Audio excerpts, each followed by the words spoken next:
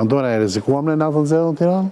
Në kone Samilit, apo u morën masat e zakonshme? Jo, masat kanë qenë më të fortat ndonjëherë të organizuar në një takim të rangut të tillë, kanë qenë më shumë se 1500 forca, janë përfshirë të gjitha institucionet e rendit e të sigurisë në vend, madje ka patur kontrolle dhe kreje të sigurisë së vendeve ku ka patur kontingent, shtetas të huaj, të cilët mund të ishin burim edhe një risku të vogël. Po le të themi që koha na favorizoi, pasi shiu bëri të vetën, mbajti larg dhe njerëzit edhe rrugët, pothuajse një mesazh u përcolli tek njerëzit me ndalimin e qarkullimit rrugor dhe bllokimin e shumë mënyjeve kryesore në vend, shumë njerëz nuk arritën dot të qarkullonin. Kemi pas ndim nga shërbimet sekrete, do ke pas edhe policit huaj dhe agent huaj?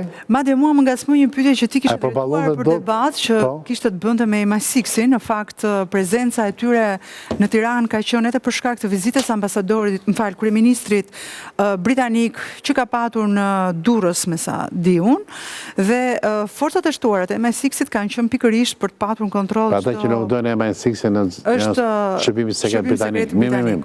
Dhe kjo ka qenë arsyeja për cilët ata kanë qenë prezent, pastaj kanë qenë secili vend ka patur. Ke pas kështu forca sigurie në terren që bashkëpunonin me policinë shqiptare po, apo sekret? Jo, siguria jo, tani s'është më sekret. Ka patur një prej hoteleve në Tiranë.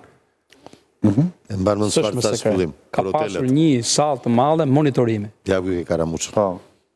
Madhe ku koordinonin gjithë shërbimet partnere, ne i quajmë partnere sepse janë të NATO-s. Në hotele Ervin janë mbajtur lista e stafit hotelit. Jo. Lista e personave, nuk mund ta them ku. Jo. Po, përveç monitorimit. Po pra, është një sallë shumë e madhe koordinim monitorimi, e cila ka pasur jo vetëm gjithë këto shërbimet, por duhet të thënë, ka pasur në funksion të saj dhe në shërbim të saj edhe disa forca speciale të ushtrisë shqiptare dhe jo vetëm, por forcat speciale shqiptare kanë qenë dislokuar mbrapa Ministrisë së Brendshme, me detyra të qarta e kështu me radhë.